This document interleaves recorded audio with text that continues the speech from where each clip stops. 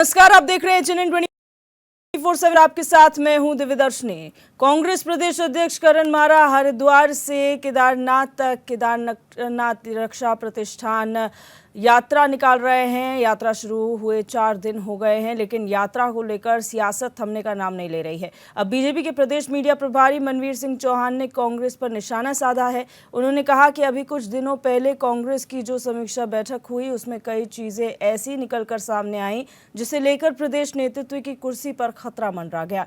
इसलिए कांग्रेस प्रदेश अध्यक्ष अपनी कुर्सी बचाने के लिए यात्रा कर रहे हैं।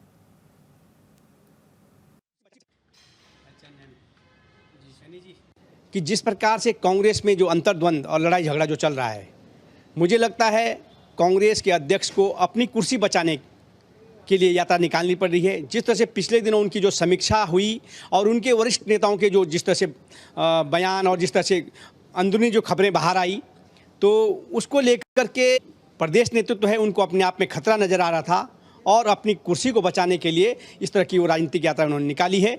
और कांग्रेस ने कई यात्राएं निकाली हैं और कोई भी यात्रा अभी तक उनकी सफल नहीं हुई है।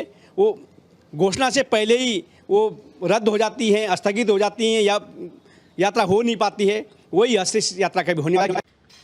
तो आपको बता दें कि इस प्रदेश में कांग्रेस द्वारा केदारनाथ बचाओ प्रतिष्ठा यात्रा निकाली जा रही है और इसी को लेकर अब सियासत भी थमने का नाम नहीं ले रही है। जहां पर एक और कांग्रेस ये कह रही है कि हम तमाम मुद्दे जो धर्म से जुड़े हुए हैं उन्हें संरक्षित करने के लिए पद यात्रा निकाल रहे हैं। ख़ासतौर पर केदारनाथ धाम में जिस तरीके से जो पिछले कुछ समय में गतिविधियाँ हुई हैं कि नया मंदिर उसी स्वरूप का दिल्ली में बनाया जाना, उसका क्यूआर कोड यूज़ किया जाना, ये तमाम ऐसे मुद्दे हैं जिन्हें लेकर केदारनाथ बचाओ प्रतिष्ठा पद यात्रा निकाल रही है। तो वहीं बीजेपी का ये कहना है कि प्रदेश अध्यक्ष को अपनी कुर्सी जाती हुई नज़र आ रही है और कुर्सी बचाओ ये यात्रा है, क्योंकि पिछले कुछ समय में हार के बाद जो कांग्रेस ने समीक्षा की है उसमें कई सारी बातें निकल कर आई हैं। कई बड़े नेताओं ने ऐसे बयान दिए हैं जो इस ओर इंगित कर रहे हैं कि हो सकता है कि प्रदेश अध्यक्ष की कुर्सी जा सकती है। तो ऐसे में अपनी कुर्सी जाने के भय में और अपनी कुर्सी बचाने के लिए करण मारा ये पदयात्रा कर रहे हैं। ये बीजेपी प्रदेश मीडिया प्रभारी मनवीर सिंह चौहान का बयान है और उन्होंने कहा है, हालांकि ये जो तमाम राजनीति है वो इस पर लगातार चल रही है। जब से ये मुद्दा प्रकाश में आया है, सत्ता पक्ष और विपक्ष के बीच में लगातार सियासी वार देखने को मिल रहे हैं और एक और कांग्रेस अपने यात्रा निकाल रही है।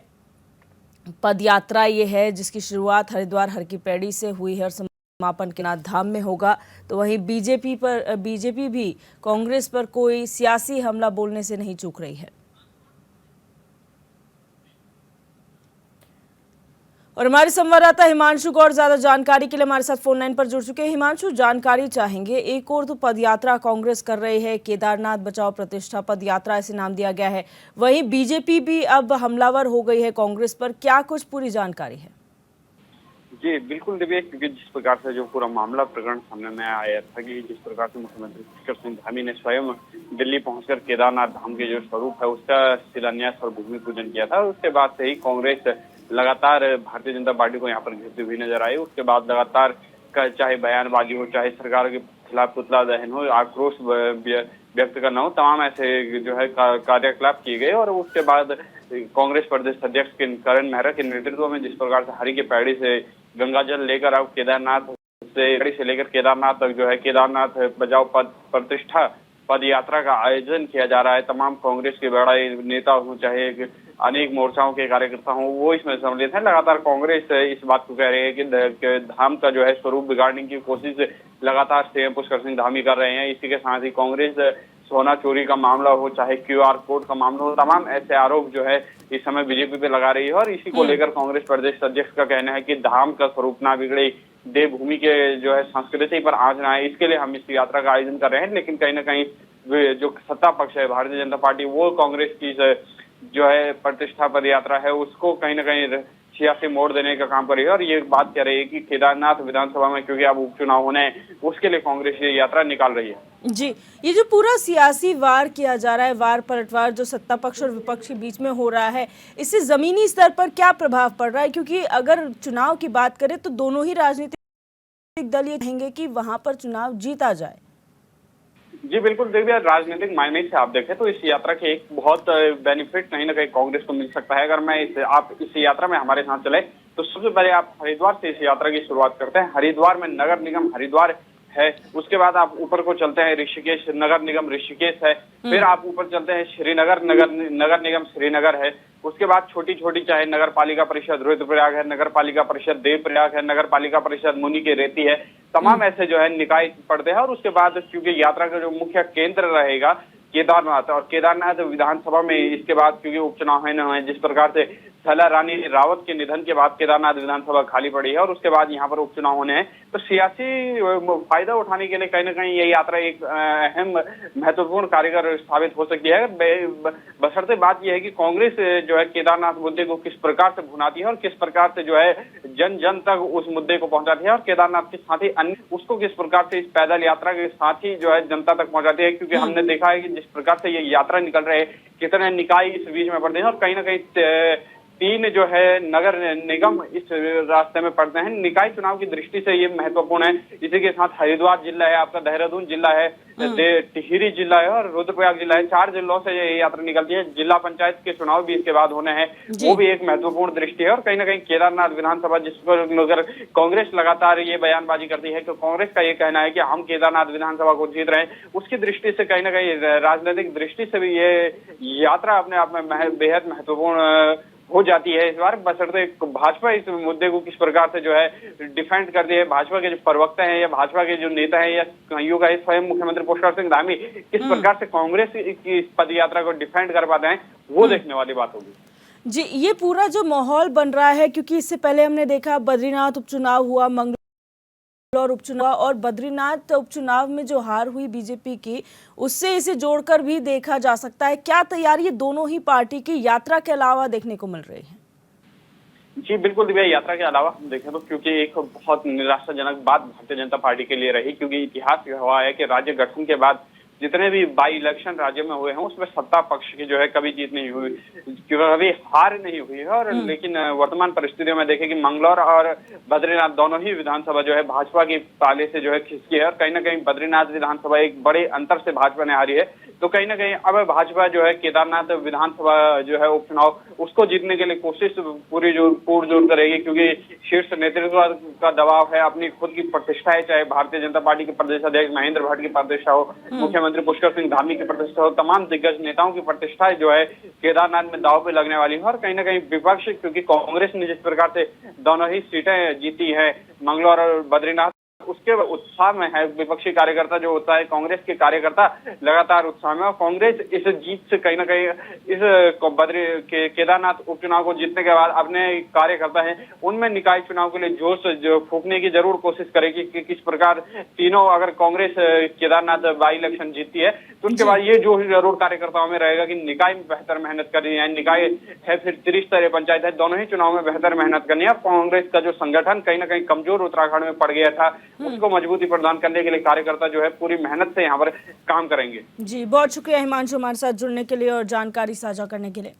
बढ़ते हैं आगे और रुक करेंगे बड़ी खबर का। दिल्ली से बड़ी खबर है, जहां बीजेपी मुख्यमंत्री परिषद की बैठक से जुड़ी हुई बड़ी खबर आपको बता रहे हैं, जहां पर बैठक के पहले दिन मुख्यमंत्रियों ने प्रेजेंटेशन अपना दिया है। बीजेपी शासित राज्यों के मुख्यमंत्रियों ने प्रेजेंटेशन दिया। यूपी के मुख्यमंत्री योगी ने 2 योजनाओं पर अपना प्रेजेंटेशन दिया। सचिवालय का यहाँ पर जो प्रेजेंटेशन था वो दिया गया है और 2 योजनाओं का प्रेजेंटेशन मुख्यमंत्री योगी आदित्यनाथ की तरफ से दिया गया है।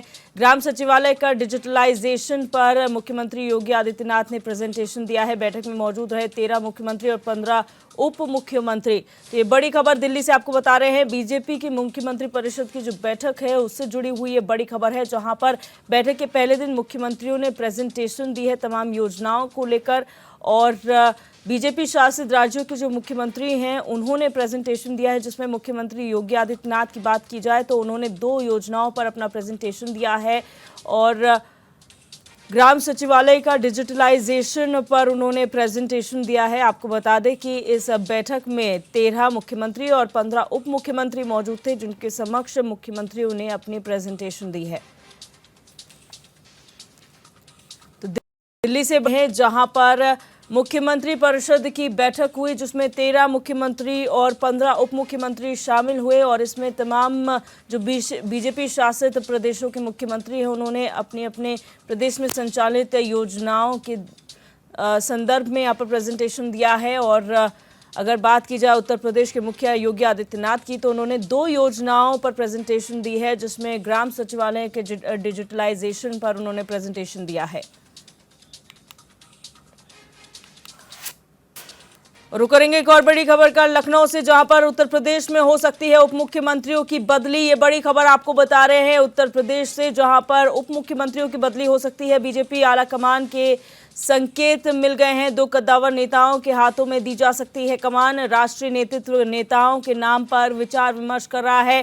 पीएम मोदी, अमित शाह और जेपी नड्डा अंतिम फैसला लेंगे। ये बड़ी खबर आपको बता रहे हैं उत्तर प्रदेश से जुड़ी हुई ये बड़ी खबर है, जहां पर उप मुख्यमंत्रियों में फेरबदल किया जा सकता है, और बीजेपी आलाकमान से संकेत भी मिल गए हैं, जहां पर 2 कद्दावर नेताओं के हाथों में ये कमान जो है डिप्टी सीएम की वो दी जा सकती है। राष्ट्रीय नेतृत्व नेताओं के नाम पर मंथन और विचार कर रहा है। वहीं अंतिम फैसला प्रधानमंत्री नरेंद्र मोदी, गृहमंत्री अमित शाह और बीजेपी राष्ट्रीय अध्यक्ष जेपी नड्डा लेंगे।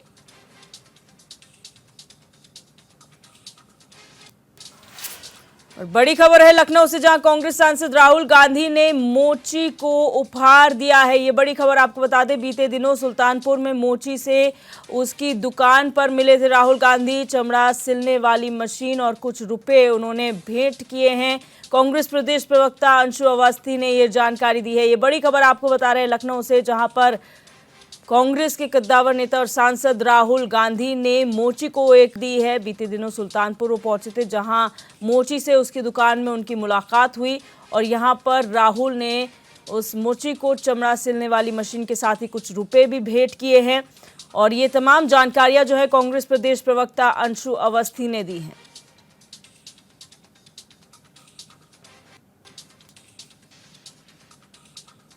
जननायक के फर्ज, जनता के दुख दर्द को समझना, उनके साथ खड़े होना और उनकी मदद करना, यही एक जननायक की परिभाषा है। श्री राहुल गांधी जी ने कल श्री रामचेत जी जो मोची का काम करते हैं उनसे मुलाकात की थी सुल्तानपुर में, और लगभग आधे घंटे तक उनके काम की बारीकियों को समझा, उनके काम में आने वाली आर्थिक चुनौतियों को समझा, कैसे काम में क्या क्या समस्याएं आती हैं और क्या उनको जरूरत है, विस्तार से उनसे चर्चा की थी। आज उन्होंने अपने उस जननायक के फर्ज को अदा किया और अपने किए वादे को पूरा किया। श्री राहुल गांधी जी ने श्री रामचेत जी को एक सिलाई की मशीन भिजवाई है, जिससे वो जो उनका मोची का काम है, जो जूते सिलने का या तमाम और जो मदद है, उसमें उनको आसानी हो सकेगी। श्री राहुल गांधी जी हमेशा लोगों के दुख दर्द में खड़े होते हैं, और यही एक जननायक का परम कर्तव्य है। भारतीय जनता पार्टी के लोग कभी इस बात को समझेंगे नहीं। वोट लेने के लिए ध्रुवीकरण की राजनीति तो करते हैं, लेकिन कभी भी किसी के पास जाकर बैठ के उसके दुख दर्द को समझना, उनके साथ खड़े होना, ये भारतीय जनता पार्टी के डीएनए में नहीं है। जनता अब रुक करेंगे बड़ी खबर का फिरोजाबाद से, जहां अज्ञात वाहन की टक्कर से ऑटो पलट गया। ये बड़ी खबर आपको बता रहे हैं, सड़क हादसा फिरोजाबाद में हुआ है। हादसे में 2 महिलाओं की मौके पर ही मौत का मामला सामने आया है। 5 लोग गंभीर रूप से घायल बताए जा रहे हैं। पुलिस ने सभी घायलों को अस्पताल में भर्ती करा दिया गया है। वहीं थाना मक्खनपुर क्षेत्र की राष्ट्रीय राजघटना है। ये बड़ी खबर आपको बता रहे हैं, सड़क दुर्घटना हुई है फिरोजाबाद में जहां पर अज्ञात वाहन की टक्कर से ऑटो पलट गया और इसमें सवार 2 महिलाओं की मौके पर ही मौत हो गई। वहीं 5 लोग गंभीर रूप से घायल हैं, जिन्हें पुलिस ने अस्पताल में भर्ती करा दिया है। ये पूरा मामला थाना मक्खनपुर क्षेत्र के राष्ट्रीय राजमार्ग का है, जहां ये दुर्घटना हुई है।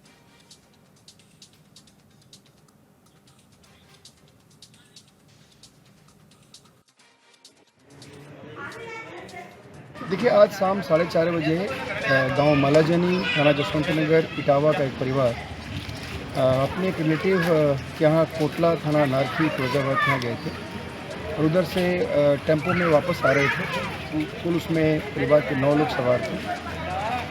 थाना मक्खनपुर के क्षेत्र में पायनियर पुलिया, इस पायनियर पुलिया के पास ये टेम्पो डिवाइडर से टकरा के पलट गया, एक्सीडेंट हो गया। उसमें 2 व्यक्तियों की मृत्यु हो गई है और बाकी 7 घायल हो गए हैं। सूचना पर SHO तत्काल मौके पर गए और उन्होंने वहाँ से जो घायल थे उनको हॉस्पिटल पहुँचाया और इसमें जो मृतक हैं उनको मोर्चरी भेजा गया है और इसमें अभी वैधानिक कार्रवाई की जाएगी। और मुकेश कुमार हमारे संवाददाता हमारे साथ फोन लाइन पर जुड़ चुके हैं। मुकेश, जानकारी चाहेंगे क्या पूरा घटनाक्रम हुआ है और वजह क्या सामने आई है? बिल्कुल, जिस तरीके से ये ऑटो में 9 लोग एक ही परिवार के अपने रिश्तेदार के यहाँ से वापस अपने इटावा जसवंत नगर के लिए लौट रहे थे, तभी बीच रास्ते में राष्ट्रीय NH2 पर एक अज्ञात वाहन की टक्कर से जो ऑटो था वह संतुलित होकर डिवाइडर से टकरा गया, जिसमें 2 महिलाओं की मौके पर ही दर्दनाक मौत हो गई, जिसमें 7 लोग लगभग घायल बताए जा रहे हैं। अभी फिलहाल सभी घायलों को पुलिस ने जिला अस्पताल में भर्ती कराया है, जहाँ उनकी हालत बिल्कुल सामान्य बताई जा रही है। वही 2 लोगों के जो मृतक हैं उनको शवों को पोस्टमार्टम के लिए पुलिस ने भेजा है। अच्छा, गलती किसकी सामने आ रही है? जिस तरह से आपने कहा अज्ञात वाहन से टक्कर के बाद ये अनियंत्रित हो गए, क्या ओवर स्पीडिंग वजह थी या वजह कुछ और सामने आई है? बिल्कुल, जिस तरीके से बिल्कुल हम कह सकते हैं कि एक 3 व्हीलर ऑटो में 9 सवारियां बैठना भी एक कहीं ना कहीं ये RTO विभाग की जो लापरवाही है, जिसके चलते ये बड़ा सड़क हादसा फिरोजाबाद में देखने को मिला है कि अगर 3 सवारियों के वाहन में 9 लोग जाएंगे तो कहीं ना कहीं अंतरित जो वाहन की स्थिति है वो चलते में जरूर गड़बड़ाती है, जिसको लेकर ये सड़क हादसे इस तरीके के अक्सर सामने आते हैं। जी मुकेश, बहुत शुक्रिया जानकारी साझा करने के लिए।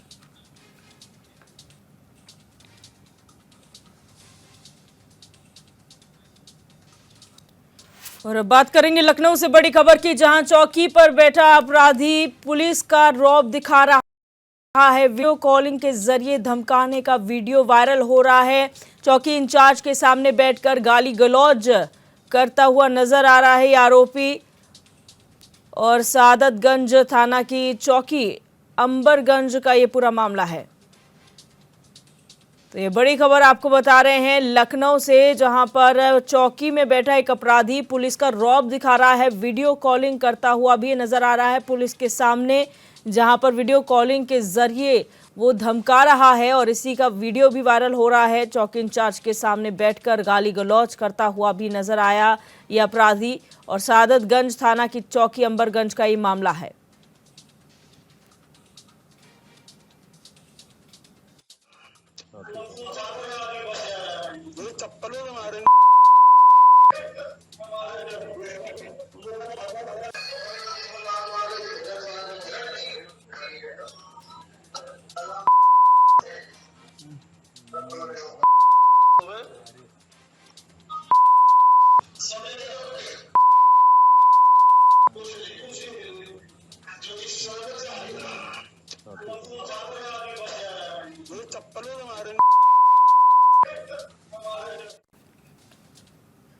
अब रुक करेंगे बलिया से खबर का, जहां वन विभाग को IGRS पर शिकायत मिली कि मनियर में अवैध रूप से आरा मशीन संचालित की जा रही है, जिसके बाद वन विभाग की टीम और परिवर्तन दल ने छापेमारी कर कार्रवाई की है। इस दौरान कार्रवाई करने गई टीम ने आरोप लगाया कि मामले को लेकर विधायक केतकी सिंह अपने कार्यकर्ताओं के साथ वन विभाग के कार्यालय पर पहुंच गईं और विभाग के कर्मचारियों और अधिकारियों के साथ जमकर अभद्रता और धमकियां देने लगी। इसे लेकर वन विभाग के अधिकारियों में आक्रोश व्याप्त है।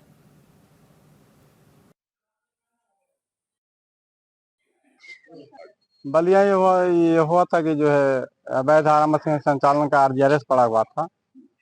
तो एसडीओ साहब के साथ प्रवर्तन दल और माननीय रेंजर साहब के साथ जो है हम लोग मौके पर गए और मनेर के थानाध्यक्ष भी थे। वहाँ तो काफी विरोध नहीं हुआ।